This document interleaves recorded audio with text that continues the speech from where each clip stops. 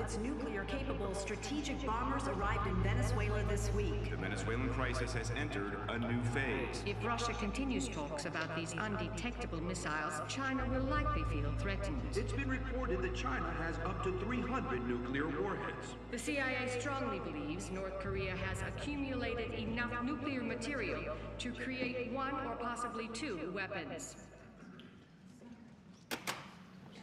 So, question will always be, with what lens are you watching the news? Let's say you just got home from work, you get through the door, you turn on the TV, and that's what you see. What would you assume is the most major threat on the world stage? Anybody, just call it out, you don't have to raise your hand. Definitely Russia. Definitely Russia. That's confident, I like it. Who says Russia? Anybody agree with her? Hands? Okay, great. Who else? China.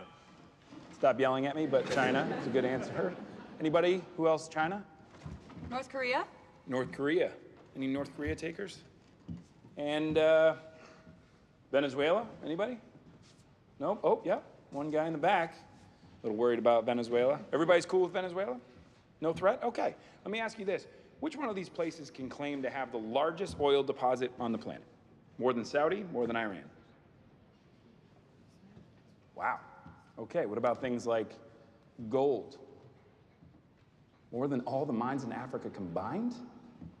The fact is that Venezuela is arguably the single greatest resource of oil and minerals on the planet. So, why is this country in the midst of one of the greatest humanitarian crises in modern history? Let's meet President Nicolas Reyes. After rising to power on a wave of nationalist pride, in a mere 6 years, this guy has crippled the national economy by half. He has raised the poverty rate by almost 400%. Luckily for the rest of us, he's up for re-election. So, who's running against him? This is Gloria Bonalde. Now, Gloria is a history professor turned activist. She's running against him on a social justice platform and on the strength of, in my humble opinion, just not being an asshole. Analyst predictions, as of today, have the chances of Venezuela's total economic collapse at 87%. On the news, they'll call it a crisis. But on the world stage, they'll call it a failed state. If you've never heard that term, other examples of a failed state in recent history are Yemen, Iraq, and Syria. And if that's not bad enough news for you, well, Venezuela is also the only one of these places within 30-minute range from the US of next-gen nuclear missiles. You will not hear about any of this on the news because the biggest players on the world stage do not want you to.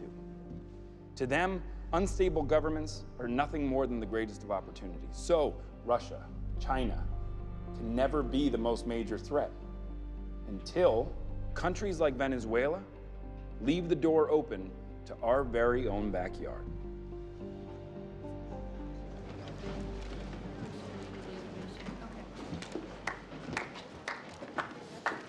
So, how'd I do? Oh, it was good. Very good. You may want to tone it down with the whole asshole bit. Folks on the Hill tend to at least attempt to hide their bias. Sad day in politics when a senator can't get a seat. Told you should make those pins bigger. Don't be an asshole. Come on. We're gonna be late for dinner. Yeah.